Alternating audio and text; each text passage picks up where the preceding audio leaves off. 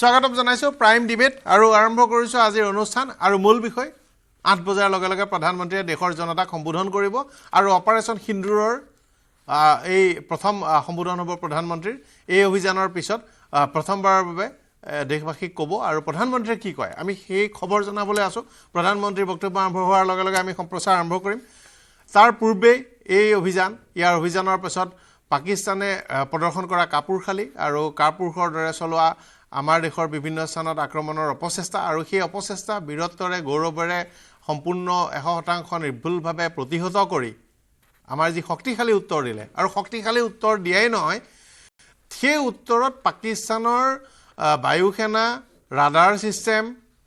স্পৰ্শকাতৰ আণৱিক এলেকাৰ আণৱিক তেওঁলোকৰ কাৰখানা আণৱিক তেওঁলোকৰ ঘাটিৰ কাষত থকা এয়াৰ ফোৰ্সৰ এলেকা ইত্যাদিটো বিস্ফোৰণে এক বিভীষিকাময় পৰিস্থিতিৰ সৃষ্টি কৰিলে কান্দি কাটি আমেৰিকাক মধ্যস্থতা কৰিবলৈ অনুৰোধ জনালে আৰু তাৰ পাছত ভাৰতেও এই বিষয়টোক লৈ যি আমেৰিকাৰ অনুৰোধ ক'লে যে পাকিস্তানে আনুষ্ঠানিকভাৱে ক'ব লাগিব আনুষ্ঠানিকভাৱে ডিজিএমৰ সৈতে কথা বতৰা হ'ল আৰু সংঘাত বন্ধ আছে গতিকে এই বিষয়টো পৰৱৰ্তী ঘটনা প্ৰবাহ ইতিমধ্যে আমি দেখিছোঁ আমাৰ বাহিনীৰ বিষয়াসকলৰ বক্তব্য ৰাজনৈতিক বক্তব্য বিউৰোক্ৰেটিক বক্তব্য সকলো দেখিছোঁ চৰ্চা কৰিম মোৰ সৈতে ব্ৰিগেডিয়াৰ বলেন গোস্বামী ডাঙৰী আছে স্বাগতম জনাইছোঁ মোৰ সৈতে ব্ৰিগেডিয়াৰ দিব্য শংকৰ ভট্টাচাৰ্য ডাঙৰী আছে স্বাগতম জনাইছোঁ আৰু মোৰ সৈতে আৰু অতিথি সংযুক্ত হ'ব মই প্ৰথমতেই আপোনালোক দুজনক স্বাগতম জনাই বলেন গোস্বামী ডাঙৰীয়া প্ৰধানমন্ত্ৰীৰ বক্তব্য হয় আমি সম্ভৱতঃ আমি সংযুক্ত হৈছো কৰ্ণেল ৰাজীৱ ভূঞা আম্বালাৰ পৰা ৰাজীৱ ভূঞা ডাঙৰীয়া আপোনালোকক স্বাগতম জনাইছোঁ আৰু গোস্বামী ডাঙৰীয়া আমি আৰু প্ৰাইম মিনিষ্টাৰ প্ৰধানমন্ত্ৰীয়ে কথা ক'বলৈ আৰম্ভ কৰাৰ লগে লগে আমি সেই বক্তব্য লৈ আহিম হয় প্ৰধানমন্ত্ৰীৰ পৰা সবেই আশাবাদী সবেই আশাৰে ৰৈ আছে কি প্ৰধানমন্ত্ৰীয়ে যিটো এটা কনফিউজন ষ্টেট এটা হৈছে যে কিয় এইটো হ'ল এনেকুৱা পৰিস্থিতিত আমি থকাৰ পিছতো যিটো পৰিস্থিতিত আমি হয়তো আমি শিখৰত আছিলোঁ আৰু তেওঁলোকে ছাবমিছিভ এটা ষ্টেজত আছিল আৰু এনেকুৱা আমি যুদ্ধ কৰিলে আমি সেইটো ষ্টেজ পাবৰ কাৰণে আমাৰ বহুদিন লাগে 10-15 দিনমান লাগি যায় এনেকুৱা এটা মানে ডমিনেটিং এটা ষ্টেজ সেই যিটো 2 ৰাতিৰ ভিতৰতে হৈ গ'ল আৰু তাৰপিছতো আমি কিয় এইটো পৰ্যায়লৈ আহিলোঁ চিজফায়াৰলৈ আহিলোঁ আৰু আমাৰ যিটো লক্ষ্য আছিল তেওঁলোকক উপযুক্ত শাস্তি দিয়াটো আৰু এটা ৱৰ্ল্ড লেভেলত ষ্ট্ৰেটেজিক লেভেলত কিবা এটা ডিফাৰেঞ্চ পাকিস্তানত আনাটো কিন্তু সেইটো পৰ্যায়লৈ আমি যাব নোৱাৰিলোঁ তাৰ আগতে চিজফায়াৰ হ'ল আৰু এইটোকো এতিয়া কৈ আছে যে এইটো যুদ্ধ বিৰতিহে যুদ্ধ এইটো সমাপ্তি নহয় ইয়াৰ পিছত হয়তো একশ্যন হ'ব পাৰে আৰু এটা কণ্ডিশ্যনেই ৰাখিছে মাত্ৰ যে যদি এটা ভায়োলেশ্যন ইয়াৰ পিছত যদি হয় পাকিস্তানে কৰে তেনেহ'লে সেইটো আমি যুদ্ধ বুলি ধৰি ল'ম আৰু ঠিক তেনেকেই আমি পৰিস্থিতিটো আমি আক্ৰমণ আৰম্ভ কৰিম এই কথাবিলাক যিবিলাক চলি আছে আমি জানিব বিচাৰিছোঁ প্ৰধানমন্ত্ৰীৰ পৰা কি এইখিনিয়ে নে কিবা এটা বেলেগ আৰু আগলৈ এটা ফিউচাৰ আমি কেনেকৈ আগবাঢ়িব লাগিব এই ক্ষেত্ৰত কাৰণ ইমিডিয়েটলি মই নাভাবোঁ যে আমি উইথড্ৰ কৰি একদম চিজ ফায়াৰ মানে এইটো ফাইনেল কৰি এই সমাপ্তি কৰি আমি ঘূৰি আহিম কিবা নহয় কিবা এটা হয় নেগচিয়েশ্যন ট্ৰুচ আমি যিখিনি তেওঁৰ পৰা ল'ব লাগে এতিয়া আমাৰ পিঅ'কিটো গণ্ডগোলীয়া হৈ আছে এই সম্বন্ধেও বহুতখিনি কৰিব লগা আছে তাৰপিছত আমাৰ এল'চিত এই যিমান গণ্ডগোল হৈ আছে এইটো যুদ্ধতকৈও ডাঙৰ পৰিৱেশ হৈ যায় কেতিয়াবা নিৰী মানুহবিলাক মৰি আছে ল'ৰা ছোৱালীৰ পঢ়া শুনাত বহুতখিনি ক্ষতি হৈ আছে ধৰ্মীয় অনুষ্ঠানবিলাক বৰবাদ হৈ আছে আৰু আমাৰ মাজত শত্ৰুতাটো বাঢ়ি গৈ আছে এইটোৰ কাৰণে ইয়াৰো এটা সমাধান হ'ব লাগে এই সমাধানৰ ফালে আমি আগবাঢ়িম নে নাই সেইবিলাক প্ৰধানমন্ত্ৰী আজি আমাক স্পষ্ট কৰি দিব বুলি ভাবি আছোঁ স্কোৱাড্ৰন লিডাৰ ৰঞ্জু শৰ্মা ডাঙৰীয়া আপোনাক স্বাগতম জনাইছোঁ আৰু মই দিবশংকৰ ভট্টাচাৰ্য ডাঙৰীয়া দিব্য ভট্টাচাৰ্য ডাঙৰীয়া প্ৰধানমন্ত্ৰীৰ বক্তব্যৰ প্ৰাক্ষণত নিশ্চয় দেশৰ লগতে আপোনালোকৰো এটা মনত এটা বিষয় হৈছে যে খুদনি এটা নিশ্চয় হ'ব যে কি ক'ব হয় কোন দিশেৰে যাব মই ভাবোঁ আজিৰ দিনত প্ৰত্যেক দেশবাসীৰ মনত এইটো ভাৱ হৈছে যে আমি মিডিয়াত ৰিপৰ্টখিনি পাই আছিলোঁ যে ভাৰতে পাকিস্তানৰ ভিতৰত সোমাই পেলাই পাকিস্তানৰ ওপৰত আক্ৰমণ কৰিলে আৰু পাকিস্তানৰ অধিক ক্ষতি এটা হৈছে গতিকে যেতিয়া যুদ্ধ বুলি মই এখন কম এই যুদ্ধৰ পৰিণামটো কি হ'ব কাৰণ যোনটো আমাৰ মোমেণ্টাম আছিল হঠাৎ কিয় আমি ৰখাই দিলোঁ সেইটো এটা প্ৰশ্ন সকলোৰে বুকুত আছে আৰু বহুতে এইটোও ভাবিছে যে হয়তো আৰু 2-4 দিন আমি আৰু যদি চলালো হয় তাৰ এই হেৰিৰ যোনটো আমি এটেক কৰিছোঁ আক্ৰমণ কৰিছোঁ সেইটোৰ কিছু আমি ফল দেখিলোঁ হয় কাৰণ চাব লাগিব যে প্ৰথমতে আমাৰ এইম কি আছিল আমাৰ এইম মই যদি চাওঁ তেতিয়াহ'লে প্ৰধানমন্ত্ৰীয়ে বিহাৰত ৰেলীত কৈ দিছিল যে সন্ত্ৰাসবাদী আৰু সন্ত্ৰাসবাদীৰ ঘাটিক য'তেই নাথাকক পৃথিৱীৰ যিকোনো কোণাতে নাথাকক আমি সন্ত্ৰাসবাদীক ওলাই আৰু তাত আমি সন্ত্ৰাসবাদীক আনি জাষ্টিছত আনিম কিন্তু সেই এইমটো পূৰণ হ'ল নে নাই সেইটো এটা প্ৰশ্ন আছে দ্বিতীয় প্ৰশ্নটো এইটো হ'ল যে এইখিনি কৰাৰ পিছত ইয়াৰ পিছত আৰু সন্ত্ৰাসবাদী আক্ৰমণ হ'ব নে নাই নে আমাৰ এইটোৰ কাৰণে এতিয়া আৰু আগলৈ সন্ত্ৰাসবাদী আক্ৰমণ নহয় সেইটো এটা দ্বিতীয় প্ৰশ্ন আছে কাৰণ মোৰ লাগিছে আৰু মই সেইটো আগতেও কৈছোঁ যে পাকিস্তানত যোনটো মৌলবাদী শক্তি আছে ভাৰতৰ বিৰুদ্ধে আক্ৰমণ চলাই যাব আৰু এইটো যদিও আমি কওঁ যে এইটো এটা বিৰতি হৈছে মই ভাবোঁ যে আগন্তুক দিনত যে হয়তো আৰু বাঢ়িব পাৰে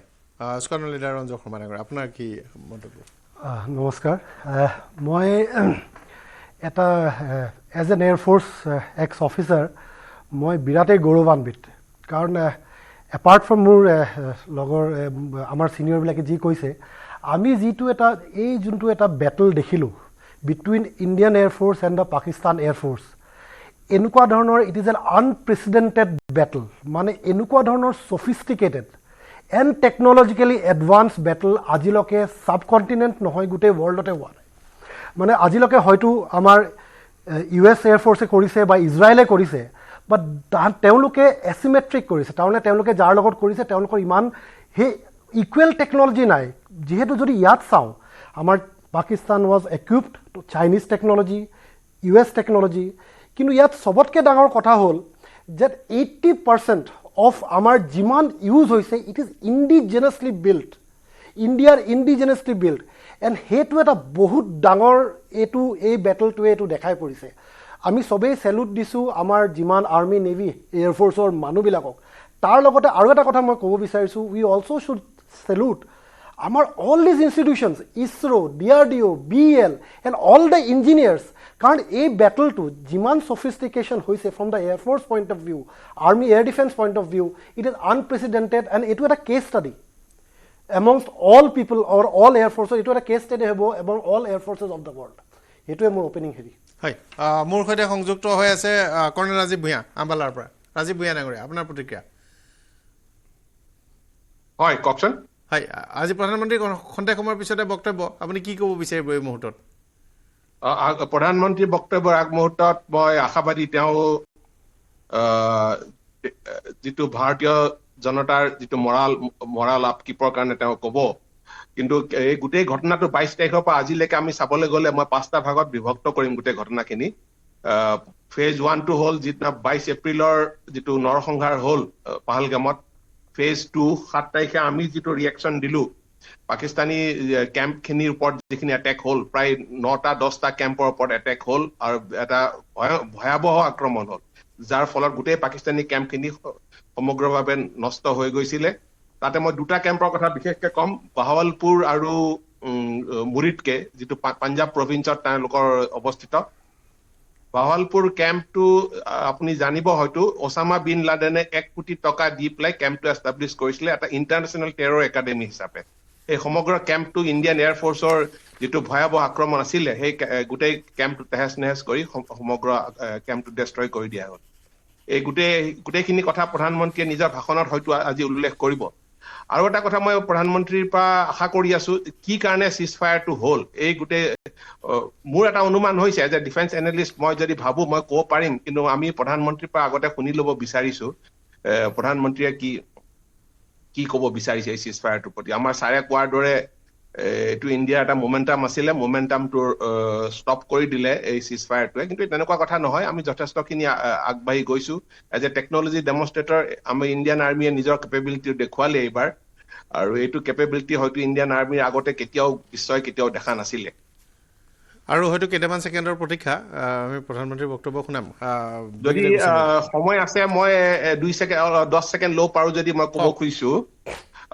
ফেজ 2 যিটো ইণ্ডিয়ান ৰিয়েকশ্যনৰ কথাটো হ'ল এইটো মই অলৰেডি উল্লেখ কৰিলো যে ইণ্ডিয়ান ভয়াৱহ ৰিয়েকশ্যন ফেজ 3 পাকিস্তানে যিটো 8 তাৰিখে আক্ৰমণ কৰিলে ভাৰতৰ ওপৰত তেওঁলোকৰ বেসিক্যালি ড্ৰোন বেসড এটেক আছিলে তেওঁলোকৰ এয়াৰ ফোৰ্স ইউজ কৰা নাছিলে তেওঁলোকে basically drone surveillance drone as well as arm drone তেওঁলোকে সমগ্ৰ বাৰামুলাৰ পৰা আৰম্ভ কৰি বাৰামুলা শ্ৰীনগৰ পঠানকোট অমৃতসৰ জেছলমেৰ গোটেই ৱেষ্টাৰ্ণ ফ্ৰণ্টত তেওঁলোকে এটেক কৰিছিলে তেওঁলোকৰ মেইন এইম আছিলে যে দুটা ইণ্ডিয়ান প্ৰিপেয়াৰ্ডনেছ এয়াৰ ডিফেন্স সিস্টেমৰ আৰু সাৰ্ভেইলেন্স সিস্টেম তাকি ইণ্ডিয়াৰ এয়াৰ ডিফেন্স সিস্টেম খিনি ক'ত আছে সেইখিনি প্ৰধানমন্ত্ৰীৰ বক্তব্য हम सभी ने बीते दिनों में देश का सामर्थ्य और उसका संयम दोनों देखा है मैं सबसे पहले भारत की पराक्रमी सेनाओं को सशस्त्र बलों को हमारी खुफिया एजेंसियों को हमारे वैज्ञानिकों को हर भारतवासी की तरफ से सैल्यूट करता हूं हमारे वीर सैनिकों ने ऑपरेशन सिंदूर के लक्ष्यों की प्राप्ति के लिए असीम शौर्य का प्रदर्शन किया मैं उनकी वीरता को उनके साहस को उनके पराक्रम को आज समर्पित करता हूं हमारे देश की हर माता को देश की हर बहन को और देश की हर बेटी को ये पराक्रम समर्पित करता हूं साथियों 22 अप्रैल को पहलगाम में आतंकवादियों ने जो बर्बरता दिखाई थी उसने देश और दुनिया को झकझोर दिया था छुट्टियां मना रहे निर्दोष मासूम नागरिकों को धर्म पूछकर उनके परिवार के सामने उनके बच्चों के सामने बेरहमी से मार डालना यह आतंक का बहुत विभत्स चेहरा था क्रूरता थी ये देश के सद्भाव को तोड़ने की घिनौनी कोशिश भी थी मेरे लिए व्यक्तिगत रूप से ये पीड़ा बहुत बड़ी थी इस आतंकी हमले के बाद सारा राष्ट्र हर नागरिक हर समाज हर वर्ग हर राजनीतिक दल एक स्वर में आतंक के खिलाफ कड़ी कार्रवाई के लिए उठ खड़ा हुआ हमने आतंकवादियों को मिट्टी में मिलाने के लिए भारत की सेनाओं को पूरी छूट दे दी और आज हर आतंकी आतंक का हर संगठन जान चुका है कि हमारी बहनों बेटियों के माथे से सिंदूर हटाने का अंजाम क्या होता है साथियों ऑपरेशन सिंदूर ये सिर्फ नाम नहीं है ये देश के कोटि कोटि लोगों की भावनाओं का प्रतिबिंब है। ऑपरेशन सिंदूर न्याय की अखंड प्रतिज्ञा है।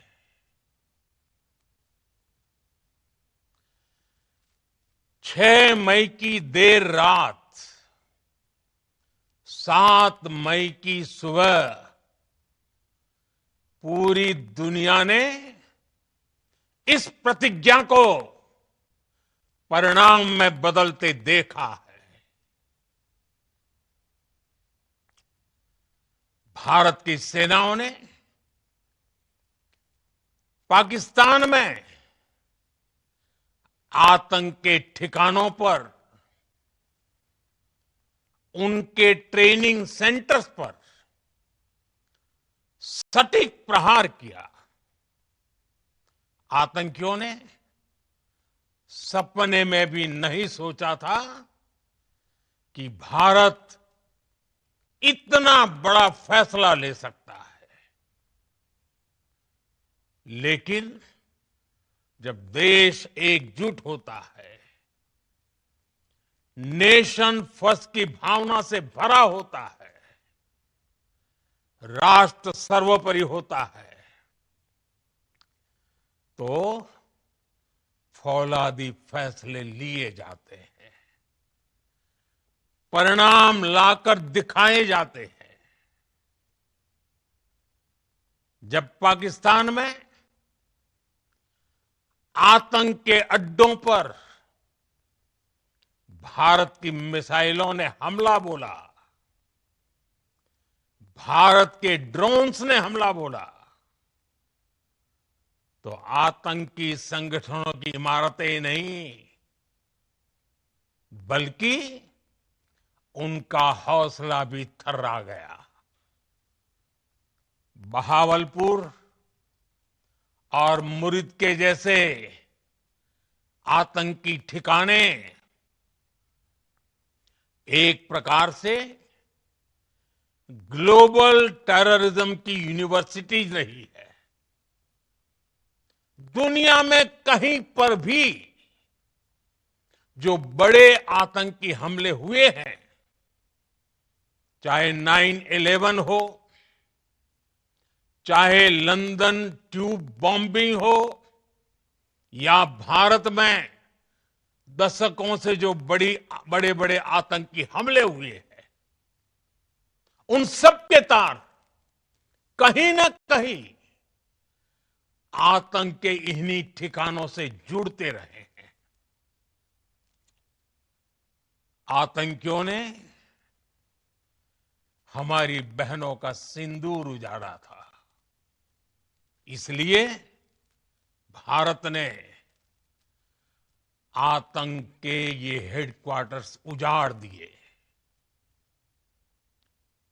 भारत के इन हमलों में 100 से अधिक खूंखार आतंकवादियों को मौत के घाट उतारा गया है। आतंक के बहुत सारे आका बीते 2.5-3 दशकों से खुलेआम पाकिस्तान में घूम रहे थे, जो भारत के खिलाफ साजिशें करते थे। उन्हें भारत ने एक झटके में खत्म कर दिया। साथियों, भारत की इस कार्रवाई से पाकिस्तान घोर निराशा में गिर गया था, हताशा में गिर गया था, बौखला गया था। और इसी बौखलाहट में उसने एक और दुस्साहस किया। आतंक पर भारत की कार्रवाई का साथ देने के बजाय पाकिस्तान ने भारत पर ही हमला करना शुरू कर दिया। पाकिस्तान ने हमारे स्कूलों, कॉलेजों को गुरुद्वारों को,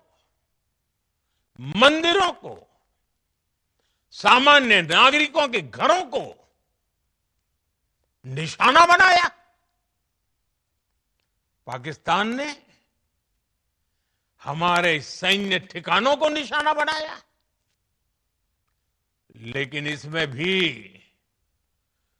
पाकिस्तान खुद बेनकाब हो गया।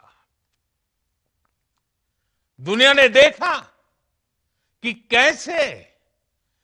पाकिस्तान के ड्रोन्स, पाकिस्तान की मिसाइलें भारत के सामने तिनके की तरह बिखर गई। भारत के सशक्त एयर डिफेंस सिस्टम ने उन्हें आसमान में ही नष्ट कर दिया। पाकिस्तान की तैयारी सीमा पर वार की थी, लेकिन भारत ने पाकिस्तान के सीने पर वार कर दिया। भारत के ड्रोन्स, भारत की मिसाइलों ने सटीकता के साथ हमला किया। पाकिस्तानी वायुसेना के उन एयरबेस को नुकसान पहुंचाया, जिस पर पाकिस्तान को बहुत घमंड था। भारत ने पहले 3 दिनों में ही पाकिस्तान को इतना तबाह कर दिया जिसका उसे अंदाजा भी नहीं था। इसलिए भारत की आक्रामक कार्रवाई के बाद पाकिस्तान बचने के रास्ते खोजने लगा। पाकिस्तान दुनिया भर में तनाव कम करने के लिए गुहार लगा रहा था, और बुरी तरह पीटने के बाद इसी मजबूरी में 10 मई की दोपहर को पाकिस्तानी सेना ने हमारे डीजीएमओ को संपर्क किया।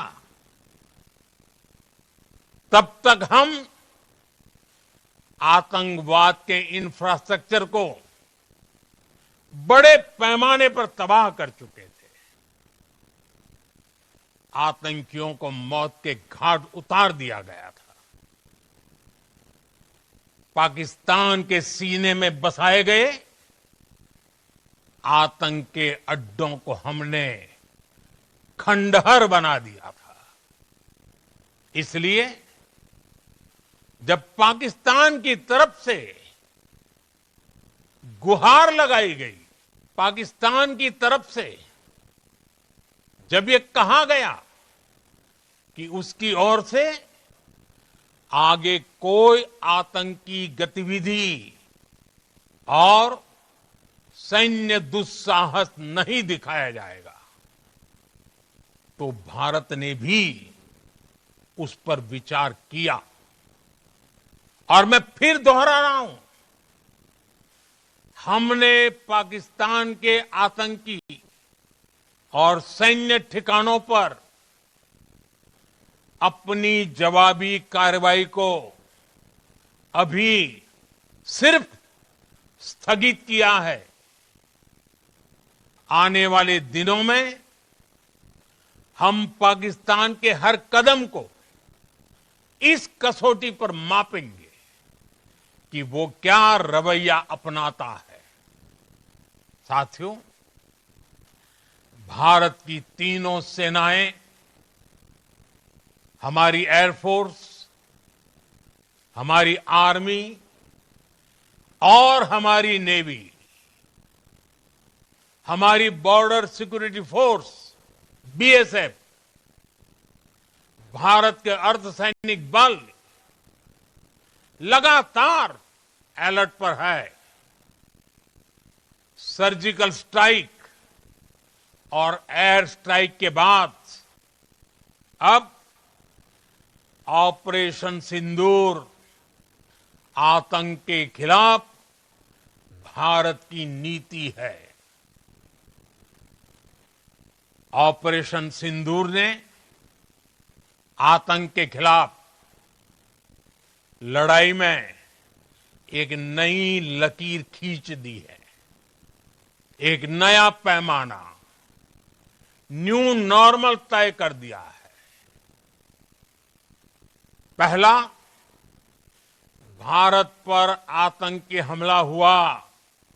तो मुंह तोड़ जवाब दिया जाएगा। हम अपने तरीके से, अपनी शर्तों पर जवाब देकर रहेंगे। हर उस जगह जाकर कठोर कार्रवाई करेंगे जहां से आतंक की जड़ें निकलती हैं। दूसरा, कोई भी न्यूक्लियर ब्लैकमेल भारत नहीं सहेगा। न्यूक्लियर ब्लैकमेल की आड़ में पनप रहे आतंकी ठिकानों पर भारत सटीक और निर्णायक प्रहार करेगा। तीसरा, हम आतंक की सरपरस्त सरकार और आतंक के आकाओं को अलग अलग नहीं देखेंगे। ऑपरेशन सिंदूर के दौरान दुनिया ने पाकिस्तान का वो घिनौना सच फिर देखा है, जब मारे गए आतंकियों को विदाई देने पाकिस्तानी सेना के बड़े बड़े अफसर उमड़ पड़े। स्टेट स्पॉन्सर्ड टेररिज्म का ये बहुत बड़ा सबूत है। हम भारत और अपने नागरिकों को किसी भी खतरे से बचाने के लिए लगातार निर्णायक कदम उठाते रहेंगे। साथियों,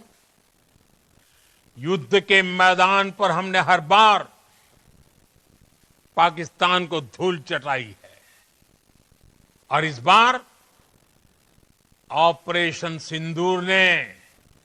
नया आयाम जोड़ा है।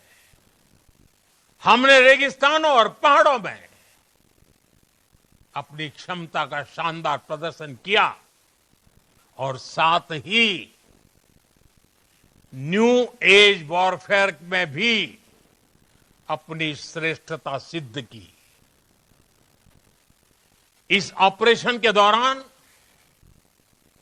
हमारे मेड इन इंडिया हथियारों की प्रामाणिकता सिद्ध हुई।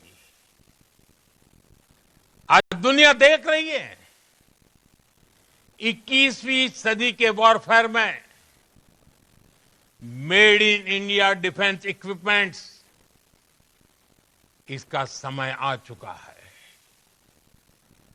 साथियों, हर प्रकार के आतंकवाद के खिलाफ हम सभी का एकजुट रहना, हमारी एकता हमारी सबसे बड़ी शक्ति है। निश्चित तौर पर ये युग युद्ध का नहीं है, लेकिन ये युग आतंकवाद का भी नहीं है। टेररिज्म के खिलाफ जीरो टॉलरेंस, ये एक बेहतर दुनिया की गारंटी है। साथियों, पाकिस्तानी फौज, पाकिस्तान की सरकार जिस तरह आतंकवाद को खाद पानी दे रहे हैं, वो एक दिन पाकिस्तान को ही समाप्त कर देगा। पाकिस्तान को अगर बचना है तो उसे अपने टेरर इंफ्रास्ट्रक्चर का सफाया करना ही होगा। इसके अलावा शांति का कोई रास्ता नहीं है। भारत का मत एकदम स्पष्ट है। टेरर और टॉक एक साथ नहीं हो सकते। टेरर और ट्रेड एक साथ नहीं चल सकते और पानी और खून भी एक साथ नहीं बह सकता। मैं आज विश्व समुदाय को भी कहूंगा, हमारी घोषित नीति रही है, अगर पाकिस्तान से बात होगी तो टेररिज्म पर ही होगी। अगर पाकिस्तान से बात होगी तो पाक ऑक्युपाइड कश्मीर पीओके उस पर ही होगी। प्रिय देशवासियों, आज बुद्ध पूर्णिमा है। भगवान बुद्ध ने हमें शांति का रास्ता दिखाया है। शांति का मार्ग भी शक्ति से होकर जाता है। मानवता शांति और समृद्धि की तरफ बढ़े, हर भारतीय शांति से जी सके, विकसित भारत के सपने को पूरा कर सके, इसके लिए भारत का शक्तिशाली होना बहुत जरूरी है और आवश्यकता पड़ने पर इस शक्ति का इस्तेमाल भी जरूरी है। और पिछले कुछ दिनों में भारत ने यही किया है। मैं एक बार फिर भारत की सेना और सशस्त्र बलों को सैल्यूट करता हूं। हम भारतवासी के हौसले, हर भारतवासी का एकजुटता का शपथ, संकल्प, मैं उसे नमन करता हूं। बहुत बहुत धन्यवाद। भारत माता की जय। भारत माता की जय। भारत। সেয়া আছিল দেশৰ প্ৰধানমন্ত্ৰী নৰেন্দ্ৰ মোদী আৰু শক্তিশালী বক্তব্য। আটাইতকৈ শক্তিশালী বুলি মোৰ বিবেচনাৰে যিটো হৈছে সেইটো হৈছে যে ন' টেৰৰ ব্লেকমেইলিং, কোনো কাৰণতে ভৱিষ্যতে ন' নিউক্লিয়াৰ ব্লেকমেইলিং, কোনো ধৰণৰ সন্ত্ৰাসবাদক পৃষ্ঠপোষকতা কৰিবলৈ কোনো ধৰণৰ আণৱিক অস্ত্ৰ প্ৰয়োগৰ ভাবুকি দিলে তাত ভাৰত সৈমান নহয়। সন্ত্ৰাসবাদীৰ যিসকল মূল তেওঁলোকৰ প্ৰশিক্ষক, তেওঁলোকৰ মূল হোতা, তেওঁলোকৰ আকা শব্দ ব্যৱহাৰ কৰিছে আছে, তেওঁলোকক ক্ষমা কৰা নহয়। য'তে যেতিয়া সন্ত্ৰাসবাদৰ কাৰ্যকলাপ হ'ব ইয়াৰ বিৰুদ্ধে ব্যৱস্থা গ্ৰহণ কৰিব। আৰু পাকিস্তানী সেনাই নিজৰ চৰিত্ৰ উদঙাই দিলে বিশ্বৰ সন্মুখত যে সন্ত্ৰাসবাদ পাকিস্তানে চৰকাৰীভাৱে পৃষ্ঠপোষকতা কৰা এটা দুষ্কাৰ্য আৰু বিশ্বৰ বুকুত চলা দুষ্কাৰ্য, যি আমেৰিকাৰ আক্ৰমণ, লণ্ডনৰ টিউব ৰেলৰ ব্লাষ্টকে ধৰি সকলো ধৰণৰ দুষ্কাৰ্যৰ সৈতে জড়িত ভাৰততো বৃহৎ কেইবাটাও ঘটনা সংঘটিত হৈছে। পোনপটীয়াকৈ স্পষ্টকৈ উল্লেখ কৰিছে যে দেশৰ নাগৰিকক সুৰক্ষা দিব লাগিব আৰু দেশৰ নাগৰিকক সুৰক্ষা দিবৰ বাবে শক্তি আছে আৰু এই শক্তি প্ৰয়োজনত ব্যৱহাৰ হ'ব লাগিব আৰু যোৱা কিছুদিনত ব্যৱহাৰ হৈছে। পাকিস্তানীৰ সৈতে যদি কথা হয় তেনেহ'লে পোনপটীয়াকৈ সন্ত্ৰাসবাদৰ বিষয়ে কথা হ'ব আৰু জম্মু কাশ্মীৰৰ বিষয়ে কথা হ'ব। ইয়াৰ বাহিৰে আন কোনো ধৰণৰ বিষয়ে কথা নহয়। প্ৰধানমন্ত্ৰীৰ বক্তব্যত আন এটা শক্তিশালী ইংগিত আছে। আজি বুদ্ধ পূৰ্ণিমা, বুদ্ধই বিশ্বক শান্তি দিছে। প্ৰধানমন্ত্ৰীয়ে পূৰ্বেও কৈছিলে এইটো কথা যে বিশ্বক শান্তি দিছে, ভাৰতে বিশ্বক বুদ্ধ দিছে, যুদ্ধ নহয়। কিন্তু শান্তি আৰু মানৱতাৰ পথ মুকলি কৰিবলৈ শক্তি লাগিব। শক্তিয়েহে মানৱতা আৰু শান্তিৰ প্ৰতিষ্ঠাত অৰিহণা যোগাই আহিছে। গতিকে ভাৰতৰ নিৰাপত্তা শক্তিশালী কৰিবলৈ সন্ত্ৰাসবাদ আৰু আলোচনা একেলগে নচলে, সন্ত্ৰাসবাদ আৰু বাণিজ্য একেলগে নচলে, পানী আৰু তেজ একেলগে বব নোৱাৰিব। পাকিস্তানো ভৱিষ্যতে বিশ্বৰ মানচিত্ৰত নাথাকিব যদিহে পাকিস্তানে এনেদৰে চৰকাৰীভাৱে সন্ত্ৰাসবাদীক প্ৰশ্ৰয় দি থাকে আৰু সন্ত্ৰাসবাদীক এনেদৰে প্ৰশ্ৰয় দি থাকিলে এদিন পাকিস্তানো নিশেষ হৈ যাব গতিকে পাকিস্তানকো সন্ত্ৰাসবাদীৰ বিৰুদ্ধে ওলাই আহিবলৈ আহ্বান জনাইছে সন্ত্ৰাসবাদীয়ে হয়তো সপোনতো ভবা নাছিল কৈছিল এনে এটা বৃহৎ মিছাইল ড্ৰোন আক্ৰমণ হ'ব সেনা বাহিনীক পূৰ্ণ কৰ্তৃত্ব দিয়া হৈছে আৰু হিন্দুৰ মছাৰ পৰিণাম ইতিমধ্যে বুজি পাইছে সন্ত্ৰাসবাদৰ আতংকৰ বিভৎস চেহেৰাটা নিষ্ঠুৰতা ঘৃণনীয় কাৰ্য গম পাইছে পাকিস্তান আতংকিতগ্ৰস্ত হৈ পৰিছে আতংকগ্ৰস্ত হৈ পৰিছিল আৰু বিশ্বৰ পৰা সহায় সমৰ্থন বিচাৰিছিল ডিজিএমলৈ তেওঁলোকে 10 তাৰিখে দিনতে ফোন কৰি যোগাযোগ কৰি তেওঁলোকে এই আহ্বান জনাইছিল আৰু তাৰ পাছত এয়া সাময়িকভাৱে স্থগিত আছে কিন্তু অপাৰেচন সিন্দুৰ সন্ত্ৰাসবাদৰ বিৰুদ্ধে ভাৰতৰ শক্তিশালী পদক্ষেপ যেতিয়াই প্ৰয়োজন হ'ব তেতিয়াই চলি থাকিব বাহৱালপুৰ আৰু মুৰিদকে এটা জেইচি মহম্মদৰ মুখ্য কাৰ্যালয় আৰু আনটো লস্কৰী তৈবাৰ মুখ্য কাৰ্যালয় আৰু দুইটা কাৰ্যালয় বিশেষকৈ ওসামা বিন লাডেনে 1 কোটি টকাৰে খৰচ কৰা বাহৱালপুৰ বৃহৎ কাৰ্যালয় প্ৰধানমন্ত্ৰীয়ে কোৱাৰ দৰে 100% তাত একদম কাৰ্যকলাপ বন্ধ হৈ গৈছে ধ্বংস হৈছে আজি পুৱাও মই বিশ্বৰ দুটা সংবাদ প্ৰতিষ্ঠান যি পাকিস্তানৰ প্ৰ পাকিস্তানী ভূমিকা লৈছে তেওঁলোকৰ সাংবাদিকে ভ্ৰমণ কৰিছিল আৰু ভাৰতৰ বিৰুদ্ধে নানান অপপ্ৰচাৰ চলাইছে কিন্তু অপপ্ৰচাৰ পিছফালৰ ভিডিঅ'খিনিত এইটো কথা স্পষ্ট হৈ পৰিছে যে তাত টেৰৰ এক্টিভিটি নাই তাত মাদ্ৰাছাই কওক আন কিবাই কওক কিবা ধৰ্মীয় এক্টিভিটিয়ে কওক একো এক্টিভিটি নাই ধ্বংসস্তূপৰ মাজত আৰ্থ মুভাৰ লৈ তেওঁলোকে গোটেই ধ্বংসস্তূপ অতৰাই আছে এটা কথা ঠিক যে বাহৱালপুৰ একদম ধ্বংসস্তূপত পৰিণত হৈছে তাত আৰু কোনো দ্বিতীয় সন্দেহ নাই মুৰিদকে মই দ্বিতীয় এটা ভিডিঅ' দেখুৱালোঁ তাত তেওঁলোকে এটা খুব পৰিকল্পিতভাৱে ধৰ্মীয় আক্ৰমণ যেন দেখুৱাবৰ কাৰণে এখন নাটক ৰচনা কৰিছে তাৰ স্থানীয় দুজন মানুহকো লৈ পেলাই এজন ফৰেন প্ৰেছক তেওঁলোকে এটা পৰ্যায়লৈকে তাত এক্সেছ দিছে তাত দেখাবলৈ পালোঁ মানে কয় আমাৰ হিন্দীত এটা বাক্য আছে ইতনা সন্নাটা কিয় হে কাহা মৰ গয়া গাঁওবাসীও বুলি এটা পুৰণা ডায়লগ আছে কোনোফালে কেমেৰা সন্মুখত থিয় হোৱা দুজনমান পাকিস্তানী লোকৰ বাহিৰে কোনোফালে কাৰো অস্তিত্ব নাই সম্পূৰ্ণৰূপে টেৰৰ কেম্প দুটা ধ্বংস হৈছে আৰু কিবা কিবি হৈছে প্ৰধানমন্ত্ৰীৰ অতি শক্তিশালী বক্তব্য তাৰে মই কেইটামান কৰিম সৰু সৰু টুকুৰা আকৌ এবাৰ আপোনালোকৰ বাবে শুনাম আৰু ইতিমধ্যে আমি আমাৰ ছ'চিয়েল মিডিয়া প্লেটফৰ্মত ৰিপিট টেলিকাষ্ট আৰম্ভ কৰিছোঁ এই গোটেই প্ৰধানমন্ত্ৰীৰ বক্তব্যৰ নতুন সীমাৰেখা নিউ নৰ্মেল টানি দিয়া কথা ক'লে নতুন ৰেখা হৈ গ'ল এতিয়ালৈকে নতুন মাত্ৰালৈ গ'ল এই সমগ্ৰ কথা সশস্ত্ৰ বাহিনীৰ যি পদক্ষেপ সমগ্ৰ দেশে চেলুট কৰিছে সশস্ত্ৰ বাহিনীৰ এই আমাৰ সেনা বাহিনী হওক BSFৰ কথা কৈছে কেন্দ্ৰীয় পুলিচ বলৰ কথা কৈছে আৰু আমাৰ চোৰাংচোৱা বাহিনী আমাৰ বিজ্ঞানী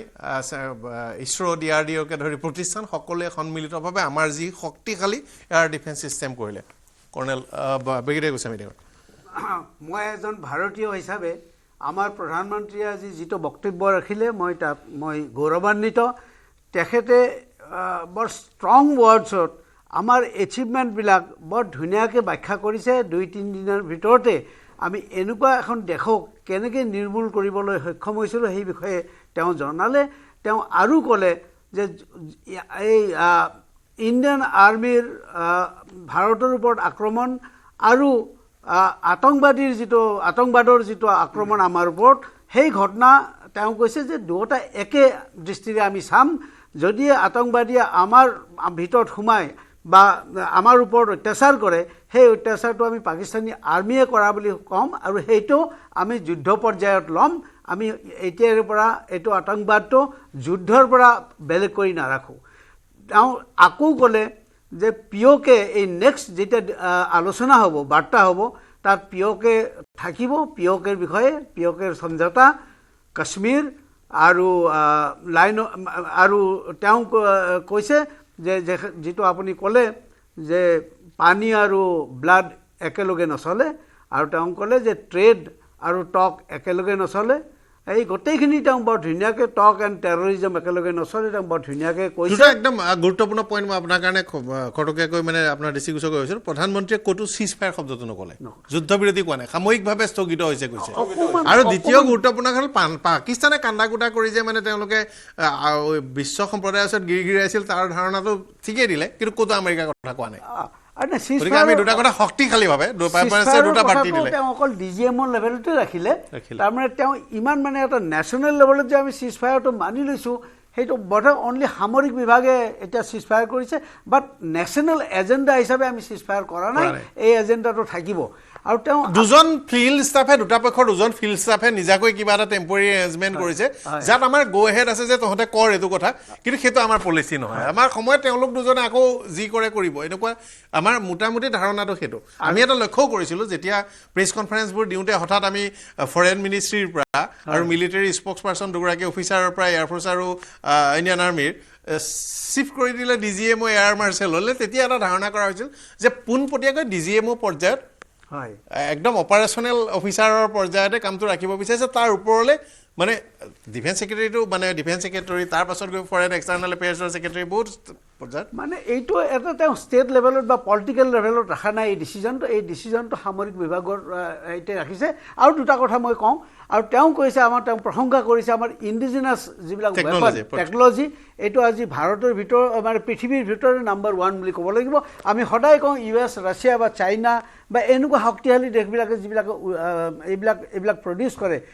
প্ৰশংসা কৰোঁ প্ৰথমবাৰৰ কাৰণে হ'ল যে গোটেই পৃথিৱীয়ে আমাৰ অস্ত্ৰ শস্ত্ৰ যিবিলাক আমি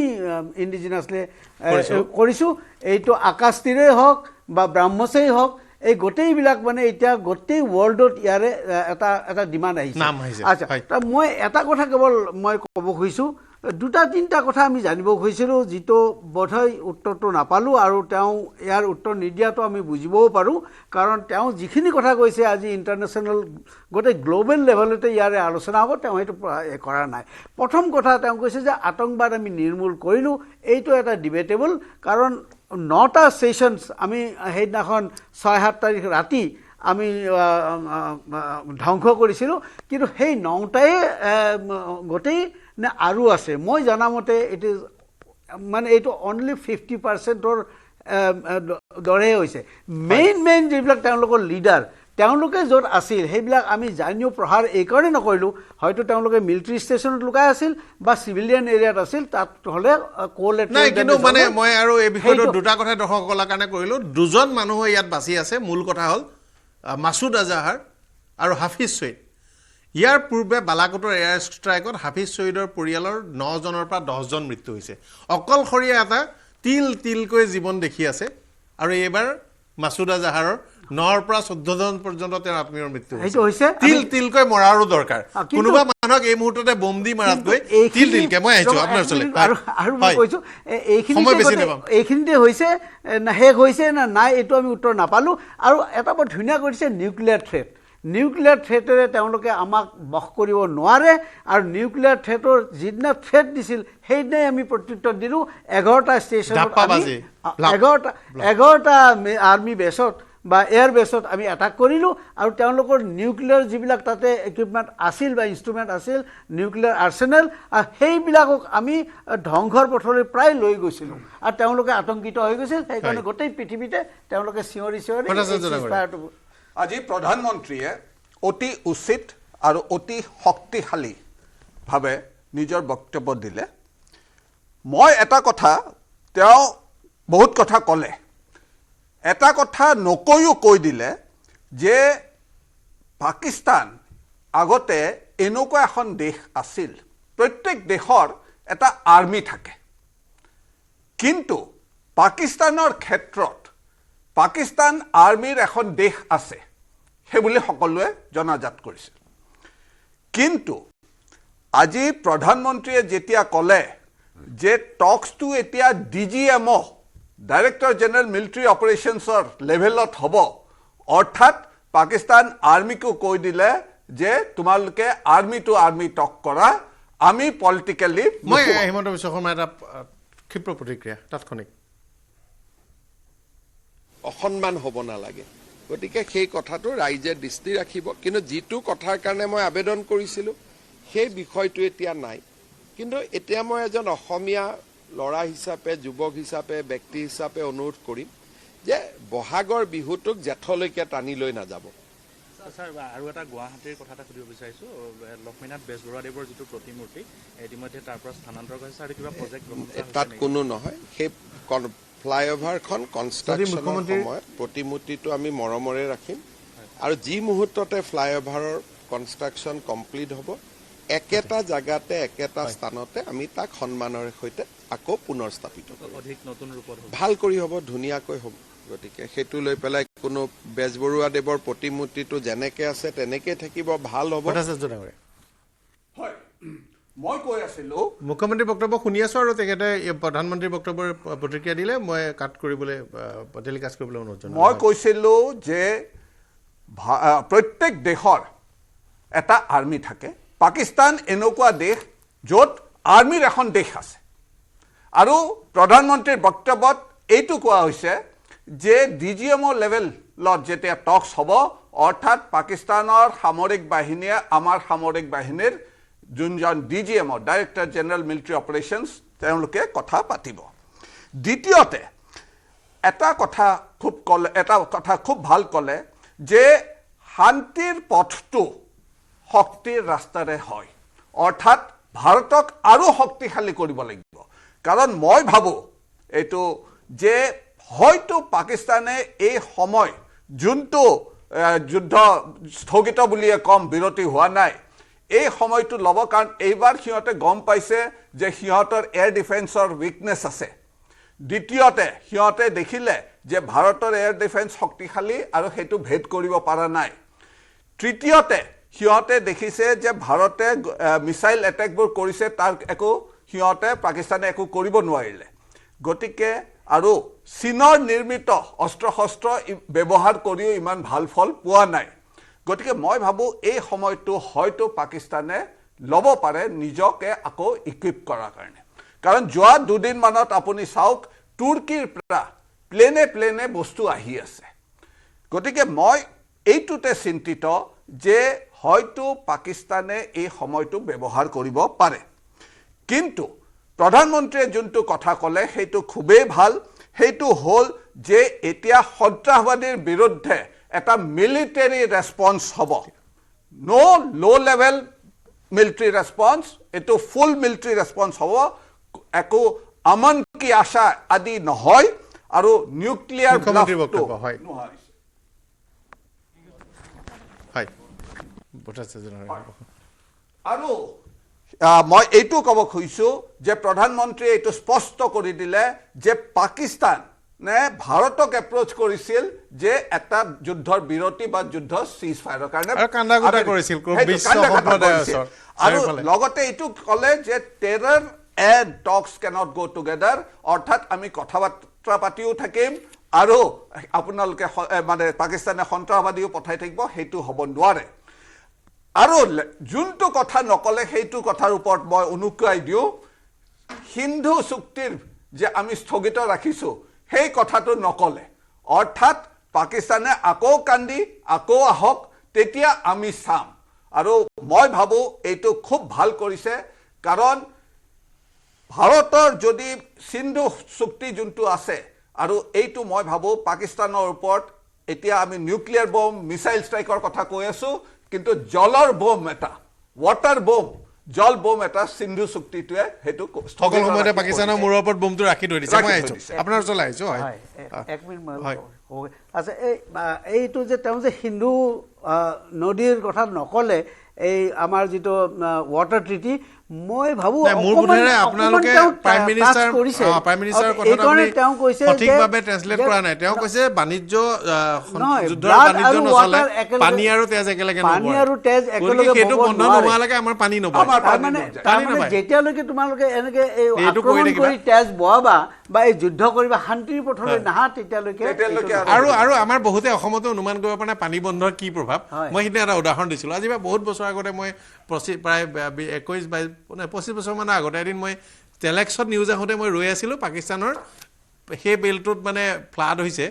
আৰু ৰাইচ ক্ৰাইচিছ হ'ব। মই ভাৰতৰ বাচমতি চাউল ছাপ্লায়াৰ কোম্পানী এটাত মই বজাৰত ইনভেষ্ট কৰিলোঁ শ্বেয়াৰ মাৰ্কেটত, 6 মাহমান পৰি থাকিল। পিছত মোৰ মানে 600x মান প্ৰফিট হৈছিল। মানে এটা ভাৰতীয় কোম্পানীৰে বাচমতি চাউলৰ মানে ছাপ্লায়াৰ এটা কণ্ট্ৰেক্ট আছিল। সেইখনত মানে পানী বেছি হ'লে কি হয়, মোৰ সেইটো এটা একদম প্ৰত্যক্ষ ইণ্ডিয়ান এক্সপিৰিয়েঞ্চ আছে, আৰু মই সেই ইনপুটটো লৈ পেলাই ইণ্ডিয়ান কোম্পানী এটা মই বিচাৰি উলিয়াইছিলোঁ। গতিকে এই যে পানীয়ে পাকিস্তানক মানে নাখাই মাৰিব পাকিস্তানী। শৰ্মা ডাঙৰীয়া। হয়, প্ৰধানমন্ত্ৰী এটা ক'লে যিটো হ'ল যে new age warfare, new age warfare সেইটো এটা কথা ক'লে সেইটো প্ৰধানমন্ত্ৰীয়ে একনলেজ কৰিছে এণ্ড প্ৰধানমন্ত্ৰীয়ে নহয় এইটো গোটেই ৱৰ্ল্ডে এইটো একনলেজ কৰিছে কাৰণ এইটো যিটো ৱাৰফেয়াৰ এটা হৈছে আমি সকলোকে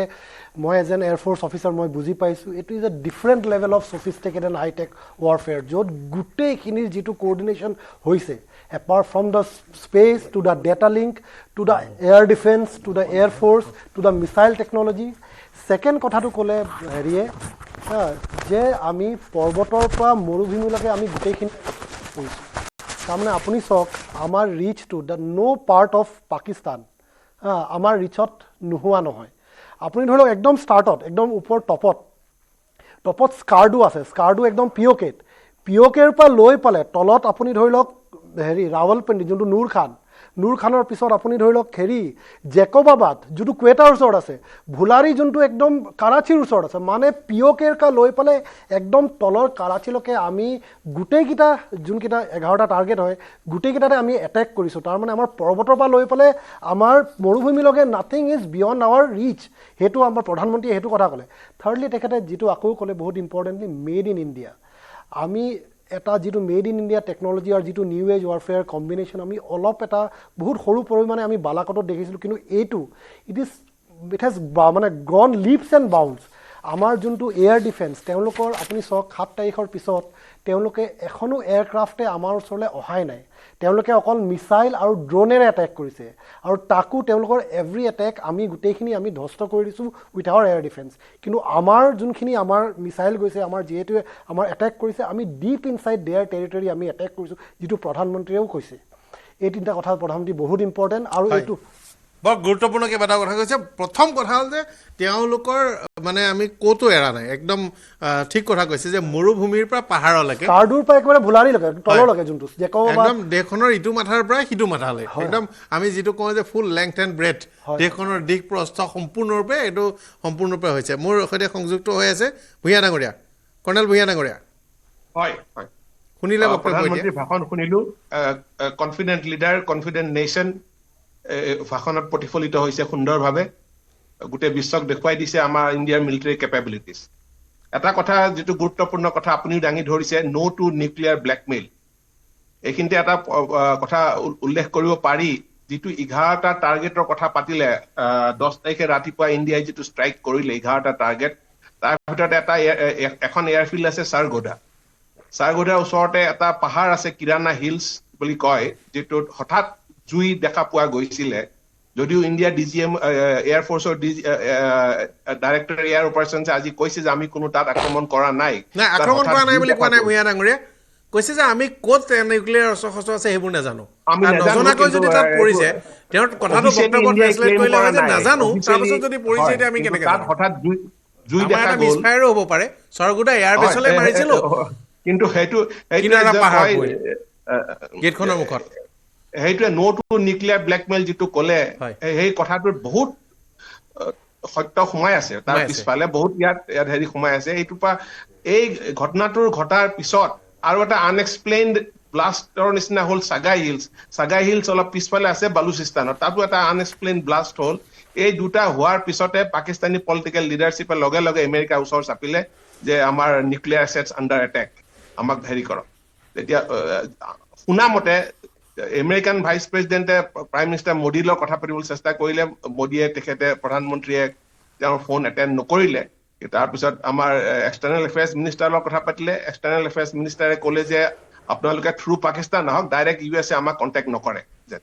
তেতিয়া Marco Rubio US secretary of ষ্টেটে Pakistani army chief general Asif মুনিৰৰ লগত কথা পাতিলে আসিফ মুনিৰক ক'লে যে তোমালোকৰ অৱস্থা বেয়া আমি গোটেইখিনি খবৰ পাইছো there may be radiation leaks from those nuclear sites আমি এতিয়া বেলেগ পদক্ষেপ ল'ব লাগিব তোমালোকে ইমিডিয়েটলি চিজ ফায়াৰৰ কাৰণে যুঁজা কৰা আসিফ মুনিৰে তেতিয়া আবেলি 3:30 বজাত তেওঁৰ আমাৰ ডিজিএমৰ লগত কথা পাতি এটা চিজ ফায়াৰ কৰিব ইণ্ডিয়াই তেতিয়া ক'লে যে এইটো আমি চিজ ফায়াৰ বুলি নকওঁ will just call it a pause in hostilities though as far as India is concern there is no' cease fire এইটো খালি এটা পজ ইন হষ্টিলিটিজ আৰু আগলৈ এটা ইণ্ডিয়াই মই ভাবোঁ এটা কণ্ডিশ্যন ৰাখিব নিশ্চয় any future act of terror will be considered as an act of war যিটো প্ৰধানমন্ত্ৰীয়ে নিজৰ ভাষণত এইটো কৈ দিছে গোস্বামী ডাঙৰীয়া এইটো যে তেখেতেও ক'লে যে পজটো মানে এটা কথা দৰ্শকৰ বাবে কৈ থোৱা ভাল আমাৰ দেশত আমি সংবাদ মাধ্যম জনতাই আমাৰ সেনাবাহিনী আমাৰ মানে এপ্ৰপ্ৰিয়েট অথৰিটি আমাক যুদ্ধৰ বা এই সংঘাতৰ যি খবৰ দিছে সেইটো আমি বিশ্বাস কৰোঁ সেইটোৱে আমি কওঁ তাৰ বাহিৰে চাহিৰে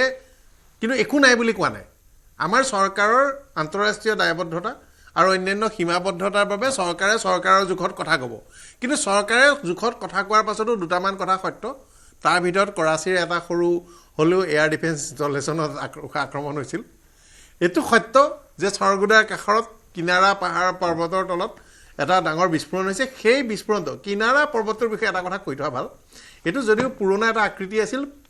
বৰ্তমানৰ তাৰিখত এইটো এটা মেন মেড মানুহে নিৰ্মাণ কৰা নিচিনা পুৰণাটোক এটা ৰিচেপ কৰা হৈছে সমগ্ৰ পৰ্বতটোৰ পাহাৰটোৰ তলসমূহ খান্দি পেলাই তাত সুৰক্ষিত তেওঁলোকৰ নিউক্লিয়াৰ যি অস্ত্ৰ শস্ত্ৰ আছে তাত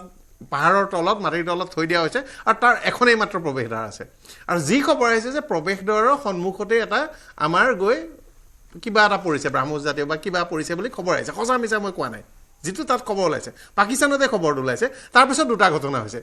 ইণ্টাৰনেশ্যনেল কমিউনিটিয়ে সেই সময়তে বা তাৰ আশে পাশে এটা ভূমিকম্প কৰিছে বিশ্বত বহুকেইটা আমাৰ পোখৰাণ বিস্ফোৰণকে ধৰি বিভিন্ন সময়ত মই নৰ্থ কোৰিয়াৰ কিম উন জঙে কৰা এটা নিউক্লিয়াৰ টেষ্টৰো মই দেখিছোঁ সেইটো আমাৰ ISS ইণ্টাৰনেশ্যনেল স্পেচ চেণ্টাৰৰ পৰা এটা ভূমিকম্প তাত এটা উৎপত্তি ধৰা পেলাইছিল গতিকে বিশ্বৰ এনেকুৱা ধৰণৰ আণৱিক অস্ত্ৰ বিস্ফোৰণ হ'লে এটা 4.5 মানৰ ৰিক্টাৰ স্কেলৰ 3.5 মানৰ পৰা ভূমিকম্প এটা সেই লোকেল এলেকাটোত হয় গতিকে সেইটো এটা ঘটনা হৈছে তৃতীয় গুৰুত্বপূৰ্ণ কথাটো হ'ল যে তাত এটা দাবী কৰিছে আৰু এইবোৰ দাবী কিন্তু পাকিস্তানত কৰিছে পাকিস্তানী মানুহে কৰিছে আৰু আমি সেই কথাটো কৈছোঁ কাৰণ আমাৰ সেনাবাহিনীয়ে কোৱা নাই আমি এইবোৰ কথা সঁচা বুলি নকওঁ আৰু আমাৰ চৰকাৰে নোকোৱালৈকে আমি সেইবোৰ হৈছে বুলি ক'ব নোৱাৰোঁ কিন্তু পাকিস্তানৰ পৰা দাবী কৰিছে বা পাকিস্তানৰ পৰাই চৰ্চা হৈছে যে পাকিস্তানৰ আকাশত আৰু এই যে আমাৰ ৰিয়েল টাইম ৰাডাৰ ট্ৰেক কৰিব পাৰি তাতো এটা কথা দেখা হৈছে বি চিৰিজৰ আমেৰিকাৰ এখন এৰোপ্লেন সেই এলেকাটোত দেখা গৈছে ইছলামাবাদৰ পৰা স্বৰ্গোদাৰ পৰা কিনাৰা হিলছৰ পৰা সেই এলেকা এটাত আৰু দ্বিতীয় যিটো ক'লা গ'লে যে সাগা হিলছৰ আশে পাশে দেখা গৈছে সেই বি চিৰিজৰ এৰোপ্লেনখন কি বি চিৰিজৰ এৰোপ্লেনখন non combat non military not civilian সেইখনে বিশ্বৰ যদি ক'ৰবাত কেতিয়াবা পাৰমাণৱিক বিকিৰণ হয় যেনেকৈ পাৰমাণৱিক চাৰ্ণোবিলত ইউক্ৰেইনত এটা সময়ত বহুত বছৰ আগতে তাত বিস্ফোৰণ হৈছিল এনেকুৱা ধৰণৰ বা আজি হিৰোচিমা নাগাচাকিৰ তেতিয়া পৰিস্থিতি নহয় কিন্তু তেতিয়া তাৰ সেইবোৰ তথ্য ল'বৰ কাৰণে আকাশমণ্ডলত সেইখন ঘূৰাই সেইখনে সেইবোৰ তথ্য সংগ্ৰহ কৰে পাৰমাণৱিক বিকিৰণ হৈছে নাই ঘটাই সেই ঠাইটুকুৰাত যিহেতু কালি দুদিনৰ কাৰণে 1.5 দিনৰ কাৰণে এৰোপ্লেনখন ঘূৰিল গতিকে এইটো কথা হৈছে যে গেটমুখত কিবা এটা পৰিছে ভিতৰত কিবা এটা হৈছে নেকি আৰু সেইটোকে চাবলৈ আমেৰিকা আহিছে নেকি আৰু সেইটো এটা আতংকিত হৈ পেলাই কান্দা কুটা কৰি পেলাই এই যুদ্ধ বিৰতিটো কৰোৱাইছে নেকি এটা কথা কিন্তু তাৰ লগে লগে ফ'ৰ্চ মোবাইলেশ্যন আৰু অতিৰিক্ত সামগ্ৰী কঢ়িয়াই মেলি আকৌ যুদ্ধ এখন কৰিব নেকি সেই শংকা থাকি যায় পাকিস্তান বিশ্বাসঘাতক দেশ আৰু পাকিস্তানৰ গোটেই ইতিহাস বিশ্বাসঘাতকতাৰে ভৰা আৰু পাকিস্তানে নিজৰ মানুহক যি বিশ্বাসঘাতকতা কৰিছে আমাৰ দেশৰ লগত আৰু এইটো কোনো কথা নাই ভট্টাচাৰ্য ডাঙৰীয়া আপুনি এটা কথা সুধিছিলে আজি মই এইটোৱে ক'ব খুজিছোঁ এই যে চিজফায়াৰটো এজ এ পজ ল'ম বা চিজফায়াৰটো এটা যুদ্ধ বিৰতি হিচাপে ল'ম এই পজটো কিয় ল'লে আমি DGMৰ লেভেল ঠিকে আছে পাকিস্তানে ৰিকুৱেষ্ট কৰিলে কিন্তু is it Pakistan request or it was a international pressure USAৰ কাৰণে আমি এইটো কৰিলোঁ বা চাইনাৰ ভাবুকিৰ কাৰণে কৰিলোঁ নে DGMৰ কথা শুনি আমি তেওঁলোকক ইমান নৰমকৈ তেওঁলোকক আৰু এটা সুবিধা দিলোঁ আমি কিয় হাফিজ সৈয়দ আৰু এই কি হাফিজ সৈয়দ আৰু কি এইটো হেৰি মাছুদ আজহাৰ মাছুদ আজহাৰ তেওঁলোক দুজনে বেছি দিনলৈ চম্ভালিব নোৱাৰে এইখিনিয়ে কথা কৈছোঁ তেওঁলোক either they should be handed over to the third country like USA or they should be in the jail or they should be পাকিস্তানৰ জেলত থাকি লাভ নাই পাকিস্তানত বুজিছোঁ কিন্তু আমিতো একোৱেই নাপালোঁ পজ আই এম উইনিং মই এখন মেটচ খেলি আছোঁ মই জিকি আছোঁ সিহঁতে পৰাজিত চাইডটোৱে মোক ক'লে যে আপুনি এতিয়া পজ লওক মই পজ লৈ ল'লোঁ is it to my mind মই এইটো মই বহুত ভাবিছোঁ but I am not getting an answer to this মই সেইকাৰণে হয় মই দুটা কথা ক'ব খুজিছোঁ প্ৰথম কথা আপুনি যোনটো ক'লে মিথ্যাচাৰৰ কথা পাকিস্তান এনেকুৱা মিছলীয়া কাৰণ আজি যদি পাকিস্তান মিডিয়াত চাই তাত এনেকৈ দেখাইছে যেন পাকিস্তানহে জয়যুক্ত হৈছে আনকি শ্বৰীফেও কৈছে যে আমি এই যে শ্বৰীফৰ মতে ভাৰতে যি অগ্ৰসৰ কৰিলে ভাৰতে যি এটেক কৰিলে ভাৰতে যি আক্ৰমণ কৰিলে তাৰ আমি উচিত প্ৰত্যুত্তৰ দিছোঁ সেইটো পাকিস্তানৰ মিডিয়াত ওলাইছে কিন্তু সঁচা কথাটো সকলোৱে জানে আৰু মই ভাবোঁ আজিৰ দিনত চাবলৈ গ'লে আপুনি যদি ষ্টক মাৰ্কেটটোক চাই তেতিয়াহ'লে আপুনি গম পাব যে কোন জিকিছে কোন হাৰিছে এইটো আজি তেওঁলোকৰ ষ্টক মাৰ্কেট খোলাৰ পিছতে বন্ধ কৰি দিছে হয়, সেইটোৱে। আৰু আমাৰ ষ্টক মাৰ্কেট আজি মানে নিফটি আপোনাৰ নিফটি 50 913-15 আশে-পাশে বন্ধ হৈছে হয়। আৰু সেনসেক্স 3000 হয় আৰু গতিকে এইটো এটা সেইটোতে আমাৰ গম পায় 25 চনৰ আটাইতকৈ ৰেকৰ্ড এটা এইটো 25ৰ চবতকৈ হায়েষ্ট হেৰিত আহি Highest। গৈছে আচ্ছা লগতে এটা বস্তু প্ৰধানমন্ত্ৰীয়ে যে ক'লে যে আমাৰ নিজৰ ডিফেন্স এডভান্স ডিফেন্স টেকনলজিৰ কথা আজি চাব যদি ষ্টক মাৰ্কেটটো আপুনি চাই ডিফেন্স ষ্টকবোৰ ভাৰতীয় ডিফেন্স ষ্টক আৰু বিশেষকৈ যোনবোৰ এভিয়নিক্স আৰু হেৰি মিছাইলৰ সেই ষ্টকছবোৰৰ চবতকৈ বেছি অগ্ৰগতি হৈছে চবতকৈ বেছি যোৱা rise হৈছে। বৃহস্পতিবাৰে 20% আপাৰ চাৰ্কিট মাৰি দিলে চাই থাকোতে কিনিবলৈ চাই এটা থাকোতে, সুযোগ নাপালে সেইটোৱে। মানে এক্সচেঞ্জ খুলি ট্ৰেড আৰম্ভ হোৱালে 20% আপাৰ চাৰ্কিট মাৰি দিলে আৰু পাকিস্তানে এতিয়া এডভাৰটাইজমেণ্টটো কৰি আছে কেনেকৈ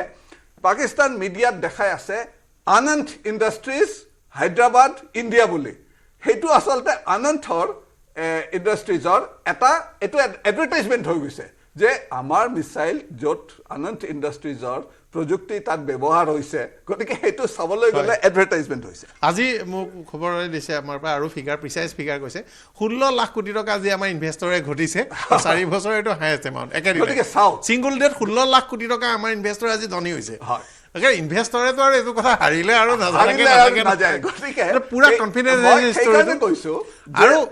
40 লাখৰ ওপৰলৈ এইটো যাব আৰু ইয়াৰ স্পীডটো 40-50 লাখটো যাব ওপৰলৈ আৰু কিমান যায় নাজানো কিন্তু ইনভেষ্টৰছ উইল বি বেনিফিটেড ইনভেষ্টাৰ কনফিডেন্সটো আপুনি Confidence চাওক। আছে। লগতে আৰু এটা কথা কম মিথ্যাচাৰৰ কথা কৈ আছিলোঁ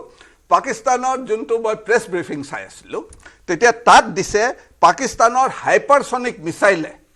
আমাৰ S-400ক ডিষ্ট্ৰয় কৰিছে বুলি কৈছে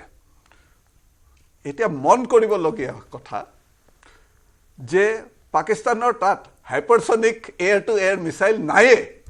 গতিকে যদি যি বস্তু নাই সেই বস্তুটোৱে কেনেকৈ আমাৰ S-400ক ডিষ্ট্ৰয় কৰিব পাৰে প্ৰটোটাইপ কি আছে নাজানো অপাৰেশ্যনেল তেওঁলোকৰ যিটো আটাইতকৈ পাৱাৰফুল মিছাইল তেওঁলোকে কয় মানে সেইটো আমাৰ ইয়াত নুফুটিল আৰু মোৰ এইটো কথাত বেয়া লাগিছে কৰিব নালাগে সেই গাঁওখনৰ মানুহকেইটাই সেই মিছাইলটোলৈ যিটো ধেমালি কৰি আছে পাকিস্তানৰ বস্তুৰ ওপৰত আমাৰ ইণ্ডিয়ান আৰু চাইনাৰ বস্তুৰ ওপৰত আমাৰ ভাৰতীয় জনতাৰ বিশ্বাস নাই আচলতে সেই মিছাইলটোৰ সেই প্ৰক্সিমিটিলৈ মানুহ যাব নালাগে কাৰণ সেইটো ব্লাষ্ট হোৱা মিছাইল নহয় তাৰ পাছত মিছাইলটোৰ কাষত পাব্লিকৰ ধেমালি এইটোতে মানে পাকিস্তানৰ প্ৰতি সাধাৰণ ভাৰতীয়ৰ যিটো মানে ইম্পেক্ট আৰু চাইনাৰ মানে আপুনি আচৰিত হৈ যাব। লোকেল মানুহেও ভাবিছে এইটো চাইনিজ বস্তু নুফুটে। গতিকে নুফুটে আৰু কিন্তু সেইকাৰণে। অলপ হ'লেও ফুটি যাব পাৰে এইটো হয়। আচলতে প্ৰট'কল নহয় যাব নালাগে আৰু চুব নালাগে হয় সেইটো কথা হয়। আৰু নিউক্লিয়াৰ কিছু থাকিব কিন্তু পাৰে ইয়াত আৰু যুদ্ধ এটা, নহ'লেও যোনটো মিছাইল সিহঁতে beyond visual range air to air missile সেইটো 15 সেইটো চাবলৈ গ'লে চাইনিজ আৰ্মিৰ সেইটো লেটেষ্ট মিছাইল আৰু আজি যেতিয়া আমি সেই ডিজিটেল ছিগনেচাৰটো পাই যাম আৰু ৰিভাৰ্ছ ইঞ্জিনিয়াৰিং কৰিম গতিকে এই চিৰিজৰ যোনবোৰ মিছাইল চাইনাই বনাই আছে সেইটো পূৰা বন্ধ হৈ যাব মই সেইকাৰণে আৰু এটা চাওক যে জেনেৰেল আসিম মুনিৰ 16 তাৰিখলৈ ইমান দপদপাই আছিল তাৰ পিছত যোৱা 10 দিন আসিম মুনিৰৰ মানে কথা শুনিছোঁ কিন্তু তেওঁতো পাব্লিকত ওলোৱা নাই 2 ঘণ্টা বাংকাৰত সোমাল সেইটোৱে কৈছোঁ তাৰমানে কিমান মানে ভয়ত আছিল আনকি নিজৰ ফেমিলিকো লণ্ডনলৈ পঠাই দিছিল গতিকে তেতিয়া গম পাই যে আচলতে যুদ্ধখনত কি হৈ এটা আছে কিন্তু পাকিস্তান কেনেধৰণৰ ফাকিবা চাওক পাকিস্তানত আজিলৈকে এজন প্ৰধানমন্ত্ৰীও নিজৰ কাৰ্যকাল পূৰ্ণ কৰিব পৰা নাই পাকিস্তানত ইটোৰ পিছত সিটো সামৰিক অভ্যুত্থান হৈ সামৰিক বাহিনীয়ে ক্ষমতা ল'বলগীয়া হৈছে পাকিস্তানে নিজৰ ৰাষ্ট্ৰপ্ৰধানক ফাঁচি দিবলগীয়া হৈছে প্ৰাক্তন নিজৰ ৰাষ্ট্ৰপ্ৰধানক দেশখনত মাৰিছে পাকিস্তান এনে এখন দেশ ক্ৰিকেট খেলিবলৈও যাব নোৱাৰে তাতো উলিয়াই আৰু সেইখন দেশৰ মানুহে আৰু লেকচাৰ মাৰিব জেনেৰেল মুনিৰে হওক এই প্ৰধানমন্ত্ৰীজনটো অলপ চেৰাবলীয়া হৌবলীয়া আৰু আৰ্মি জেনেৰেলজনটো অলপ উন্মাদ প্ৰায় যুদ্ধোন্মাদ বুলিতো এটা চৰ্চাই চলি আছে বিশ্বৰ প্ৰেছত আমি সেইটো আৰু দেখি আছোঁ হয় শৰ্মা ডাঙৰীয়া এই মানে কি আমাৰ 2014 পিছত যিটো পলিটিকেল উইল আমাৰ প্ৰধানমন্ত্ৰীয়ে দেখাইছে সেইটো কাৰণে এই গোটেই যিমানখিনি হৈছে বা ইণ্ডিয়াৰ যোনখিনি মেড ইন ইণ্ডিয়া হৈছে সেইটো কাৰণে হৈছে বুলি আমি ক'ব পাৰোঁ তাতকৈ আৰু তাৰ উপৰিও এটা বহুত ডাঙৰ ট্ৰিটি এটা প্ৰধানমন্ত্ৰীয়ে ছাইন কৰিছিলে 2015ত যিটো হ'ল মিছাইল ট্ৰিটি কণ্ট্ৰল ৰিজিম বুলি কয় তাৰ আগলৈকে সেইটো হিচাপে কি তেতিয়া আমি এই গোটেই ৱৰ্ল্ডৰ যোনখিনি মিছাইল টেকন'লজি হয় সেইখিনিও আমাৰ হাতত আহে সেইখিনিও আমি তেওঁলোকৰ মানে বেলেগ দেশৰবিলাকৰ লগত আমি কলাবৰেট কৰি আমি মিছাইল টেকন'লজিটো আগবঢ়াব পাৰোঁ সেইটো 2015ত ছাইন কৰা হৈছে তাৰ পিছতে আমাৰ যিবোৰ এই গোটেই ব্ৰহ্মছ চিৰিজ অগ্নি নাগ এই পৃথিৱী এইবোৰ যিমানবোৰ হৈছে তাৰ পিছতে আমাৰ ডেভেলপ হৈছে আৰু এই যেতিয়া এই এক্সাৰচাইজটোৰ পিছত আই এম চিয়'ৰ দাদাই যোনটো ক'লে ষ্টক মাৰ্কেটৰ আই এম চিয়'ৰ মানুহৰ আমাৰ ইণ্ডিয়াৰ ডিফেন্স ছেক্টৰটো গোটেই ৱৰ্ল্ডে এতিয়া আমাৰ চাই আছে এণ্ড আমাৰ যোনটো ডিফেন্স টেকন'লজি কোম্পানীবোৰ গোটেই ৱৰ্ল্ডে এইখিনিত ইনভেষ্ট কৰিব ট্ৰেড খুলি দিয়ক বাণিজ্য যদি কেতিয়াবা নহওক কেতিয়াবা কিন্তু যদি কেতিয়াবা পাকিস্তানৰ সৈতে বাণিজ্য খোলে বাংগালোৰৰ কোম্পানীয়ে ড্ৰোন ছাপ্লাই দি অন্ত কৰিব নোৱাৰে সঁচাকৈ বেক চেনেল নিজে হয়তো কিনিব নোৱাৰিব পাৰে ইউ এ হয়তো কিনাব বেলেগ সৰু সৰু দেশৰ startup। আৰু এটা আছে এই আকাশতীৰ আকাশতীৰ। যিটো এটা মানে আমাৰ হেৰি বুলি কয় আইৰণ ডোম আইৰণ- এইটো আকাশতীৰটো এইটো DRDO ভাৰত ইলেক্ট্ৰনিক্স লিমিটেড এই দুইটা কোম্পানীয়ে ইছৰোৰ লগত লগ লাগি কৰিছে আৰু বেলটো একদম সাংঘাতিক বেলেগ এটা পৰ্যায়লৈ আৰু গুচি এই গ'ল। যে আৰু বহুত ষ্টাৰ্টআপ আছে ইমান ষ্টাৰ্টআপ ল'ৰাবিলাকে ইমান ড্ৰোন মানে ড্ৰোন টেকন'লজি ইমান ষ্টাৰ্টআপ আছে বেংগলোৰত এণ্ড গোটেই যিবোৰ কামিকাজি ড্ৰোনছবোৰ হেৰিবোৰ গোটেই drone technology we are going লিপছ এণ্ড বাউন্স তাৰমানে আৰু ড্ৰপ আউটে ভাল ভাল বস্তু বনাই আছে বাংগালোৰত গতিকে বাংগালোৰৰ বিষয়টো আকাশতীৰৰ কথা কম হয় অকণমান হয় আহিছোঁ মই আহিছোঁ এবাৰ ভূঞা ডাঙৰীয়াৰ ওচৰলৈ আজি এই মুহূৰ্তত মই দুজন ব্যক্তিক সময় বেছি নাপাম আৰু সামৰণিত হয় দুজন ব্যক্তিক মনত পেলাম দুইজন প্ৰয়াত এজন ৰাজনৈতিক আৰু এজন আমাৰ ভাৰতীয় সেনা বাহিনীৰ মিষ্টাৰ মনোহৰ পাৰিক্কাৰ আৰু জেনেৰেল বিপিন ৰাৱাট তেওঁলোকৰ নিজৰ কাৰ্যকালৰ সময়ত যিখিনি ইণ্ডিয়ান আৰ্মি ইণ্ডিয়ান ডিফেন্স ফৰ্চেছৰ মডাৰ্ণাইজেশ্যনৰ কাম যিখিনি আঁচনি হাতত লৈছিলে সেই আঁচনি আমি এই যোৱা 2-3 দিনত আমাৰ চকুৰ আগত দেখা পালো দুইজন ব্যক্তিকে আমি শ্ৰদ্ধাঞ্জলি জনাব লাগে তেওঁলোকৰ দূৰদৰ্শিতাৰ কাৰণে হয় ধন্যবাদ জনাইছোঁ আৰু দুইজনলৈ শ্ৰদ্ধাঞ্জলি জনাইছোঁ প্ৰথম কথা হ'ল এওঁলোক দুজনে প্ৰথম সীমান্তত থকা সেনাৰ হাতত সৰু অস্ত্ৰটো আনি ডাঙৰ এটা তুলি দিলে আৰু এইটো কথা পোনপটীয়াকৈ ক'লে যে তেওঁলোকে যিটো মাৰে তাতকৈ তুমি ওপৰটো মাৰিবা আৰু মই সঁচা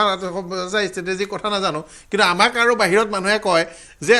আৰ্মি সেনাবাহিনীক এইটো কথা কোৱা হৈছে যে 10 গুণা জিয়াদা ফায়াৰ কৰা এটা মাৰিলে তই 10টা মাৰি দিবি পিছত খৰচা পাতি আমি হিচাপ কৰিম এনেকুৱা নিচিনা কিন্তু এইবোৰ হয়তো টেকনিকেলি অফিচিয়েলি দিয়া নিৰ্দেশ নহ'ব পাৰে কিন্তু আৰ্মিৰ এইটো ধাৰণা ৰিচিভিং এণ্ডত ভাবিছে যে মোক এইখন চৰকাৰে যিটো বাৰ্তা দিছে সেইটো হয় যে সি এটা মাৰিলে মই 10টা মাৰিব লাগে হয়তো অফিচিয়েলি ভাৰত চৰকাৰে ক'ব পাৰে নক'ব পাৰে এইবোৰ ষ্ট্ৰেটেজিক কথা তেখেতে ঠিকেই কৈছে জেনেৰেল ৰাৱতে এইটো তেওঁৰ থট প্ৰচেছ আছিল এই যে থিয়েটাৰ কামাণ্ডটো কৰিলে য'ত তিনিওটা ছাৰ্ভিচেছক আৰ্মি নেভি এয়াৰফ'ৰ্চ লগ লাগি এটা কামাণ্ড গঠন কৰিলে আৰু যিকোনো সময়তে তেওঁলোক ready as a synchronise the 3 services এইটো এটা বৰ ডাঙৰ কথা হৈছে আৰু তাৰে প্ৰমাণ আমি পালোঁ আমি যে ইমান সোনকালে যে যুদ্ধৰ ডাইমেনশ্যন এটা নতুন ডাইমেনশ্যন দিব পাৰিলোঁ ইমান ওপৰলৈ শিখৰলৈ লৈ যাব পাৰিলোঁ because of our theatre command সেইটো এটা ওলাই পৰিছে বৰ ভাল হেৰি আৰু ছেকেণ্ডলি এই আকাশতীৰৰ কথা কৈ আছিলোঁ আকাশতীৰ এখন প্লেটফৰ্ম যিটোৰ communication through satellite through our ground radar drone আৰু অফছ এৰিয়ালৈকে এই গোটেই অপাৰেশ্যনেল এৰিয়ালৈকে চাৰিওটা যি মেইন যুদ্ধ কৰাৰ ৰিটালিয়েশ্যনৰ যিটো মেইন অংগ সেই গোটেইকেইটাকে কম্বাইন কৰি এই এটা প্লেটফৰ্ম দিছে আৰু তাৰ পৰাই গোটেই ছেটেলাইটৰ থ্ৰুৰে তেওঁলোকক ইণ্টাৰচেপ্ট কৰা তেওঁলোকক ডেষ্ট্ৰয় কৰা এই গোটেইটো কাম আমাৰ যিটো চাই আছে ঘৰকেইটাত কোন সোমাইছে ওলাই গৈছে কাৰ গাড়ী আছে সোঁফালে গৈছে বাওঁফালে আছে এতিয়া কিছুমান কথা চৰকাৰে নক'লে আমি নকওঁ কিন্তু যিটো চৰ্চা হৈছে এনেকুৱা ঘটনা হৈছে যিহেতু সেই কেম্পাছটোতে সন্ত্ৰাসবাদী থাকে কাষতে এটা মছজিদো আছে কাষতে এখন মাদ্ৰাজাও আছে মাদ্ৰাজাৰ ল'ৰা ছোৱালী সন্ত্ৰাসবাদী মানুহকেইটা থকাৰ ঘৰটোলৈও যায় যিটো পিকচাৰ ৰিয়েল টাইম আকাশৰ পৰা মনিটৰিং কৰি থোৱা আছিল যে 55টা ল'ৰা ছোৱালী গৈছিল ৰাতিপুৱা 55টা ল'ৰা ছোৱালী পিছবেলা উভতি আহিছে নাই আৰু ছেকেণ্ডলি ব্ৰাহ্মণ জনামতে যে ৰিয়েল টাইম সাৰ্ভেইলেন্স কৰি ৰাখা হৈছিল যে সেই ঘৰটোত কোন সোমাইছে কেনেকৈ সোমাইছে কোন ওলাই গৈছে এণ্ড নাম্বাৰছ মই কিন্তু ভাবোঁ শিশু আৰু মহিলা বা অন্যান্য সকলৰ কম কৰিব থ্ৰু চেনেল এনে কৰিব নাই আৰু নেক্সট ইজ ব্ৰাহ্মছে যিটো কৰি দেখুৱালে 11 ষ্টেচনত এইটো ৱৰ্ল্ডত বিৰল আৰু আপুনি দেখিব ব্ৰাহ্মছ আৰু আকাশ তীৰৰ কি ডিমাণ্ড ব্ৰাহ্মছে যে এদিন পাকিস্তানত ভালকে পৰিব সেইটো সেই ভুলতে পৰা বুলি যে চৰকাৰে কৈছিল সেইদিনাই জানা গৈছিল যে এদিন পৰিব ফিট কৰি থোৱা আছে ভট্টাচাৰ্য ডাঙৰীয়া মই ভাবোঁ এই যে কনফ্লিক্টটো হ'ল ইয়াত এটা ডাঙৰ কথা হ'ব যে ইয়াৰ পিছত ভাৰতৰ অস্ত্ৰ শস্ত্ৰৰ যোনটো ৰপ্তানি সেইটো কিন্তু মই ভাবোঁ যে ৱৰ্ল্ড ৱাইড ডিমাণ্ড এটা হ'ব আমি 5 দিন মান আগতে ষ্টুডিঅ'ত এটা কৰিছিলোঁ 3 বছৰৰ ভিতৰত আমাৰ ডিফেন্স ৰপ্তানিৰ নাম্বাৰটো উল্লেখযোগ্য হ'ব আৰু 10 বছৰৰ ভিতৰত আমি এটা ৱৰ্ল্ড অৰ্ডাৰত হয়তো প্ৰথম টপ 5ত ইউএছ ডিফেন্স ইকুইপমেণ্ট হয় কাৰণ আৰু কালি এটা ডাঙৰ ঘটনা হ'ল কালি আৰু আজি আমাৰ ব্ৰাহ্মছ আমাৰ ইয়াত বনাবলগীয়া আমাৰ সম্পূৰ্ণ ব্যৱস্থাটো হৈ গ'ল ৰাজনাথ সিং ডাঙৰীয়াই অনলাইন মুকলি আৰম্ভ কৰি দিলে গতিকে এটা সময়ত আমি গৈ লক্ষ্ণৌত আমি গৈ পেলাই এটা সময়ত ৰাছিয়াত গৈ বনাবলগীয়া আছিল যদিও ব্ৰহ্মপুত্ৰ আৰু মস্কোভা নদীৰ নামেৰে ব্ৰাহ্মছ নামাকৰণ কৰা হৈছে এতিয়া আমি ইয়াতে বনাম আৰু ব্ৰাহ্মছ ইতিমধ্যে আমি বেলেগক দিছোঁ বেলেগ অলৰেডি ফিলিপাইনছত আমি বিক্ৰী কৰিছোঁ অলৰেডি ৰপ্তানি কৰিছোঁ আৰু এটা বস্তু চাওক যে ব্ৰাহ্মছটো গৈ মানে পাকিস্তানৰ চাইনাৰ পৰা লেটেষ্ট যোনটো PQ9 আদি লৈ পেলাই এয়াৰ ডিফেন্স চিষ্টেমটো বনায় সেইটোক ভেদ কৰি যেতিয়া গৈছে এইটোৱে প্ৰুভ কৰিছে যে ব্ৰাহ্মছৰ যোনটো টেকন'লজি হাইপাৰছনিক টেকন'লজি সেইটো যিকোনো হেৰিক এয়াৰ ডিফেন্সক ভেদ কৰিব পাৰে আৰু মই সেইকাৰণে ভাবোঁ এতিয়া ভাৰতৰ কাৰণে ভাল দিন আহি আছে আৰু বিশেষকৈ ভাৰতৰ ডিফেন্স প্ৰডাকশ্যনৰ কাৰণে খুব এটা ভাল দিন নাই এয়াৰফ'ৰ্চ ভেটাৰানসকলে এই কথাটো কালি বা পৰহি বা কেইবাদিনৰ পৰা আমাৰ শ্ব'টো কৈছে বা মোকো কৈ আছে যে আমাৰ এটা সুবিধা হ'ল কি ব্ৰাহ্মছটো আমি বনালোঁ সকলোৱে যেনে ব্ৰাহ্মছ বনাইছোঁ তাৰ প্ৰডাকশ্যনৰ কাৰণে আকাশী সুৰক্ষাৰ ব্যৱস্থা আছে কিন্তু ব্ৰাহ্মছটোৰ লগত অনুষাংগিক ছফ্টৱেৰ হাৰ্ডৱেৰ আমাৰ ইয়াত আহি পেলাই আমি ডেভেলপ কৰি এটা নতুন ষ্টেটলৈ লৈ গ'লোঁ কিন্তু ইয়াৰ প্ৰটেকশ্যনৰ যিটো আছে ৰাছিয়াত যিটো বনাইছিল তাৰ ইকুইভেলেণ্ট প্ৰটেকশ্যন গতিকে এতিয়া আমি যিবোৰ বনাই আছোঁ আজি আমাৰ এজন বিজ্ঞানী আজি DRDOৱে নতুনকৈ এটা পালে আমি মেচিনটোত লগাই দিলোঁ গতিকে এতিয়া আমাৰ যিটো মেচিনটোৰ কেপাবিলিটি আচল টেকন'লজিটো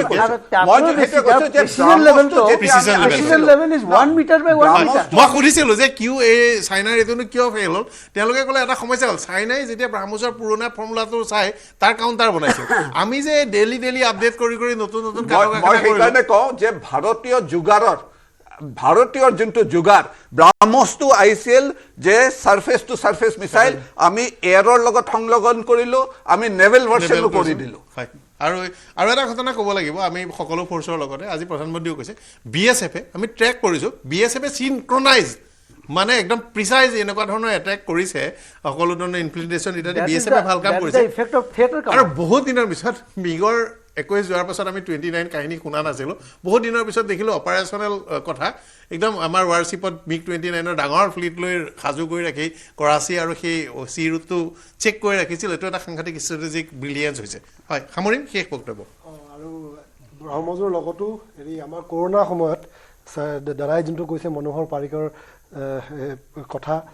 তেখেতে S-400 যে আনিলে কৰোণাৰ সময়ত যিহেতু বহুত তাত ক্ৰিটিচিজম হৈছিলে and it is a major platform for air defence S-400 আমাৰ এই যোনটো অপাৰেশ্যন চিন্দুৰত আমাক বহুত টেকটিকেল এজ দিলে সেইটোৱে মই ক'ব বিচাৰিছোঁ হয় ধন্যবাদ জনাইছোঁ মই অনুষ্ঠানত সামৰণি মাৰিছোঁ সামৰণি মৰাৰ আগতে পুনৰ এবাৰ প্ৰধানমন্ত্ৰীয়ে পোনপটীয়াকৈ কৈছে যে এতিয়া আৰু কোনেও আমাক আণৱিক অস্ত্ৰৰ ব্লেকমেইলিং কৰিব নোৱাৰিব আমি এই ব্লেকমেইল সহ্য নকৰোঁ একদম পোনপটীয়াকৈ কৈছে দ্বিতীয় কথাটো কৈছে যে টেৰৰ সন্ত্ৰাসবাদৰ আকাশসকলৰ কি হ'ব তেওঁলোকক বধ কৰা হ'ব মেণ্টৰ্ছ একদম শুদ্ধ কথাকে কৈছে যে তেওঁলোকক আমি এৰি নিদিওঁ ক্ষমা নকৰোঁ একদম গুৰুত্বপূৰ্ণ পোনপটীয়াকৈ কৈছে সন্ত্ৰাসবাদৰ বিৰুদ্ধে আমাৰ যুদ্ধ স্থগিত নহয় সন্ত্ৰাসবাদৰ বিৰুদ্ধে আমাৰ যুদ্ধ এতিয়া আগতে সন্ত্ৰাসবাদৰ বিৰুদ্ধে অভিযান আছিল এতিয়া যুদ্ধ স্থগিত নহয় গুৰুত্বপূৰ্ণ বক্তব্য দিছে পাকিস্তানৰ চৰকাৰী সন্ত্ৰাসবাদ কৰিছে আৰু চৰকাৰীভাৱে আমেৰিকাৰ UN-ৰ প্ৰেছক্ৰাইব লিষ্টত থকা সন্ত্ৰাসবাদীৰ জানাজাত আৰ্মি বিষয়া উপস্থিত থাকি আমি সন্ত্ৰাসবাদীক আক্ৰমণ কৰোঁতে সেনাবাহিনীয়ে উত্তৰ দি প্ৰমাণ কৰিলে যে সেই দেশখন সন্ত্ৰাসবাদীৰ দেশ একদম স্পষ্টকৈ কৈছে যুদ্ধ তাৰ লগত একেলগে বাণিজ্য নচলে যুদ্ধৰ লগত একেলগে পানী নচলে যুদ্ধ আৰু তেজ আৰু পানী একেলগে নচলে স্পষ্টভাৱে ক'লে আৰু যুদ্ধৰ লগত আলোচনা একেলগে নচলে স্পষ্টভাৱে ক'লে আলোচনা হ'ব সন্ত্ৰাসবাদৰ বিষয়টোক লৈ হ'ব পাকিস্তানৰ পৰা পঠোৱা আলোচনা যদি হ'ব কাশ্মীৰ বিষয়টোক লৈ হ'ব এই কথাটো পোনপটীয়াকৈ ক'লে পাৰমাণৱিক বিষয়টো পোনপটীয়াকৈ উল্লেখ নকৰোঁতেও এটা ইংগিত দিছে যে আমি পাকিস্তানৰ ভিতৰত ডাঙৰ আক্ৰমণ কৰিছোঁ আৰু এটা ইংগিত দিছে একদম পোনপটীয়াকৈ, যদিও মুখেৰে বাক্যকেইটা কোৱা নাই, মই তাৰ কথাটো স্বীকাৰ কৰি লৈছোঁ যে ইয়াতকৈ ডাঙৰ অভিযানৰ কাৰণে আমাৰ দেশ সম্পূৰ্ণৰূপে সাজু আছোঁ। কিন্তু ইয়াৰ আক্ৰমণৰ মাত্ৰা আৰু ইয়াৰ হয়তো হাৰ্ডৱেৰ ছফ্টৱেৰ্ছৰ যিটো পৰ্যায়, সেইটো পৰৱৰ্তী পৰ্যায়ৰ কাৰণে সাজু আছোঁ বুলি এটা আমি ইণ্টাৰনেল তেওঁৰ এটা বডি লেংগুৱেজত ইংগিত পোৱা গৈছে। সেইটো আপুনি যেনেকৈ ব্যাখ্যা কৰে দৰ্শকসকলে নিজৰ মতে ব্যাখ্যা কৰি ল'ব পাৰে। সিমানখিনি ক'ব পাৰোঁ। পাকিস্তানী সেনাৰ এই অভিযান সন্ত্ৰাসবাদৰ বিৰুদ্ধে যদি নচলায় তেনেহ'লে পাকিস্তান এদিন নিজেও নিঃশেষ হৈ যাব। এই কথাটো স্পষ্টভাৱে কৈছে আমাৰ সমগ্ৰ দেশবাসী। আৰু আমাৰ এই সমগ্ৰ প্ৰক্ৰিয়াটোত আমাৰ যি বায়ু সেনা সুৰক্ষা ব্যৱস্থা, বায়ু সুৰক্ষা, আকাশী সুৰক্ষা ব্যৱস্থা, আমাৰ বৈজ্ঞানিকসকল, অভিযন্তাসকল, DRDO, বেল, ইছৰো, বিভিন্ন ধৰণে প্ৰতিষ্ঠান, কেন্দ্ৰীয় সংৰক্ষিত বাহিনী, সংৰক্ষিত আৰক্ষীসমূহ, BSFকে ধৰি অৰ্ধসামৰিক বাহিনী, বিভিন্ন যি বীৰ শ্বহীদ হৈছে বহু, তেওঁলোকৰ ত্যাগৰ পিছতো এটা বজ্ৰকঠিন মনোবলেৰে মুখামুখি হৈ সম্পূৰ্ণৰূপে নিশ্চিহ্ন কৰি দিছে। 600-700 মুঠতে মিছাইল আৰু ড্ৰোন প্ৰেৰণ কৰাৰ পাছত আমাৰ মাটিত পৰিছে 3টা, তাৰে এটা নুফুটিল, 2টা ধ্বংস হৈ পৰিছে। তাৰ বাহিৰে মোটামুটি আকাশত এটা শূন্য কৰা হৈছে। তাৰপাছত এই টায়াৰৰ যিবোৰ ছাইড হোৱা ইত্যাদিবোৰ পৰিছে। মূলতঃ টুকুৰা হিচাপে 3টাহে পৰিছে, তাৰে এটা ফুটা নাই আৰু 2টা ধ্বংস কৰি এটুকুৰা পৰিছে। গতিকে এই আমাৰ সক্ষমতা আছে। আমি অধিক বিতং বুলেটিন লৈ আহিছোঁ, কিন্তু প্ৰধানমন্ত্ৰীয়ে ক'তো এবাৰো যুদ্ধবিৰতি কৰিছোঁ বুলি কোৱা নাই। যুদ্ধ স্থগিত কৰা হৈছে এই কথাটো কৈছে, বিৰতি কথাটো ক'তো কোৱা নাই, অৰ্থাৎ পূৰ্ণ পৰ্যায়ৰ চুক্তিৰ কথা নাই। সেইটো কৈছে আমি অনুমান কৰিছিলোঁ যেতিয়া সম্পূৰ্ণৰূপে মিলিটেৰী লিডাৰশ্বিপক কোৱা হৈছে যে এইটো মিলিটেৰী দুজন ফিল্ড কামাণ্ডাৰে বা সেনাবাহিনীয়ে কিবা এটা কৰিছে, পলিটিকেল লিডাৰশ্বিপৰ তাত গো এহেড আছে, কিন্তু ৰাজনৈতিকভাৱে ইয়াৰ চৰ্চা আলোচনা মূল বিষয় বেলেগ হ'ব। এই কথাটো পোনপটীয়াকৈ কৈছে। গতিকে যুদ্ধবিৰতিৰ কোনো কথা কোৱা নাই আৰু আমেৰিকাৰ কথা ক'তো উল্লেখ কৰা নাই, এবাৰলৈও কোৱা নাই। খালি নিউক্লিয়াৰ শস্ত্ৰধাৰী দেশখন ভয় খাইছে আৰু খান্দা কুটা কৰিছে, তাৰপাছত এই চাপ আহিছে, এই কথাটো কৈছে। গতিকে আমি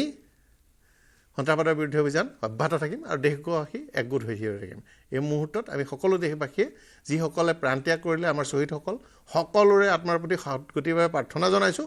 আৰু আমি আমাৰ সৈন্যবাহিনী, সামৰিক বাহিনী, প্ৰতিৰক্ষা বাহিনী আৰু ইয়াৰ সৈতে জড়িত সকলো সামৰিক অসামৰিক লোকৰ প্ৰতি আমাৰ সম্পূৰ্ণ সমৰ্থন আৰু বজ্ৰ কঠোৰ কণ্ঠে আমি তেওঁলোকৰ লগত থিয় দি আছোঁ। ধন্যবাদ জনাইছোঁ সকলোকে। অনুষ্ঠান সামৰণি মাৰিছোঁ।